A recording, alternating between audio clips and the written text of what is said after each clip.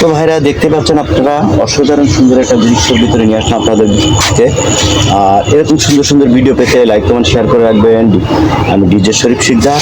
আর এরকম সুন্দর সুন্দর ভিডিও পেতে চ্যানেলের সাথে থাকবেন, পাশে থাকবেন। ঠিক গরিব শাহ মাজার থেকে আমি এইটে উঠে আসছি, একদম ঢাকা রোডের উপরে উঠে যাচ্ছি। এটা Bablatala Dhaka road, new market road বলেও সবাই চেনে, এটা পালবাড়ি রোড বলেও সবাই চেনে। পালবাড়ি রোডের উপরে ঠিক পাশেই চলে আসছি, দেখতেই পাচ্ছেন।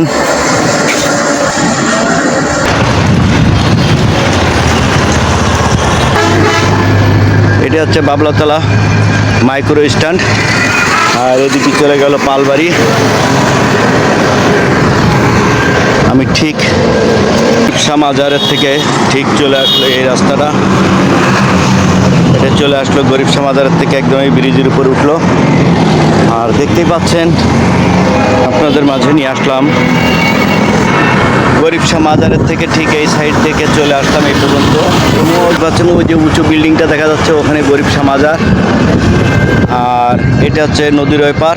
এই পাশ তো এরকম যদি রাস্তা হতো তাহলে ওই জায়গার থেকে দড়াটানার থেকে হেঁটে ঠিক এই পর্যন্ত চলে আসা যেত, কিন্তু কেটে হয়নি বলে এখনও অনেকেই দখল করে নিচ্ছে। তো যারা যশোরকে ভালোবাসেন, যশোরের পরিবর্তন চান, তারা অবশ্যই ভিডিওটাকে বেশি বেশি করে লাইক কমেন্ট শেয়ার করবেন এবং বন্ধুবান্ধবের মাঝে ছড়িয়ে দেবেন। দেখেন জলাবদ্ধতা এবং কচুরি পানায় এটকে গেছে সব জায়গা। আর এটা হচ্ছে নিউ মার্কেট বাবলাতলা।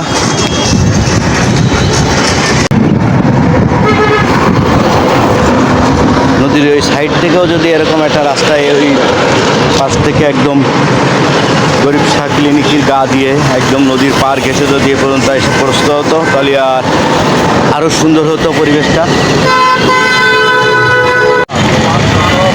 এটি হচ্ছে আমাদের যশোর দড়াটানা মোড়।